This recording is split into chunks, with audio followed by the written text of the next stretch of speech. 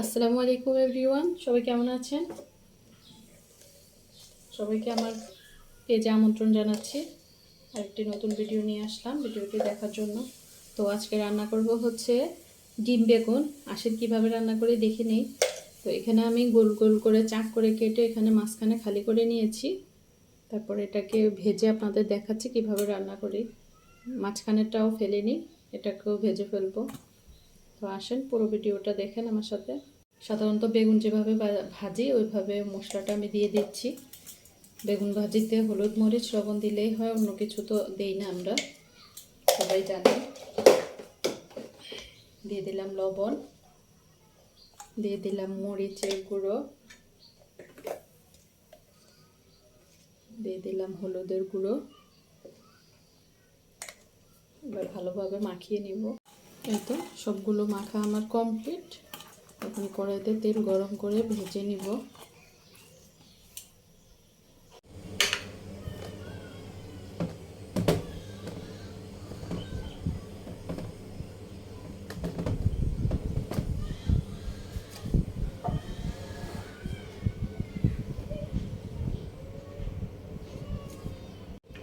এই যে বেগুনের ভিতরের অংশ ভেজে নিয়েছি।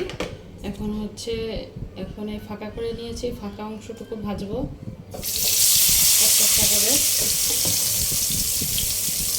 একটু ঢেকে দেবো সিদ্ধ হওয়ার জন্য।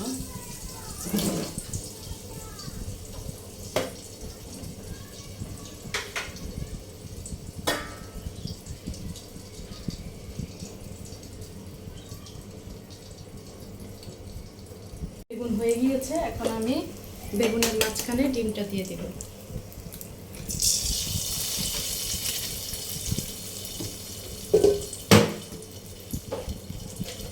একটু লবণ দিয়ে দিব, এবার ঢেকে দিব।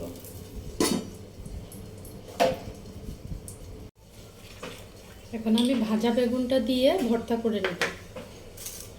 শুকনো মরিচটা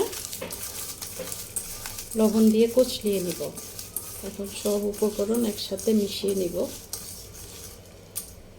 সরিষার তেল দিব সামান্য,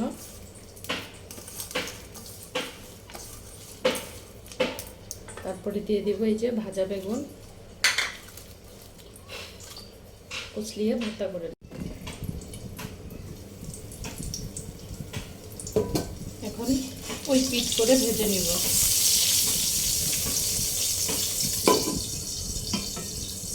হয়ে গিয়েছে, এখন উঠিয়ে নিব।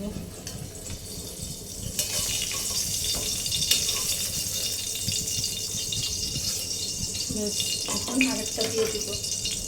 এভাবে একে একে সবগুলো ভেজে আমি কীভাবে রান্না করে দেখাবো। একদম পরিমাণ মতো সব মশলা দিয়ে কষিয়ে নিচ্ছি।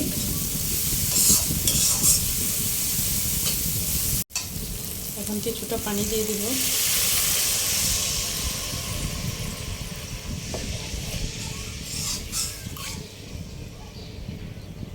পানিটা বলক আসলে আমি আমার ডিম বেগুন দিয়ে দিব।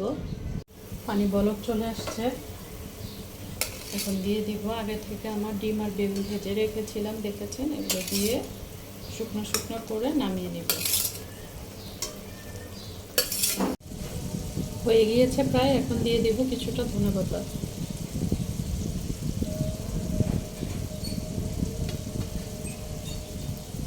আর একটু শুকালে নামিয়ে নেব। এই তো আমার ডিম বেগুন কমপ্লিট। তো এভাবে রান্না করে খেয়ে দেখবেন, খুবই মজা। তো কেমন হয়েছে জানাবেন সবাই। ভালো থাকেন, সুস্থ থাকেন। আল্লাহ হাফেজ, আসসালামু আলাইকুম।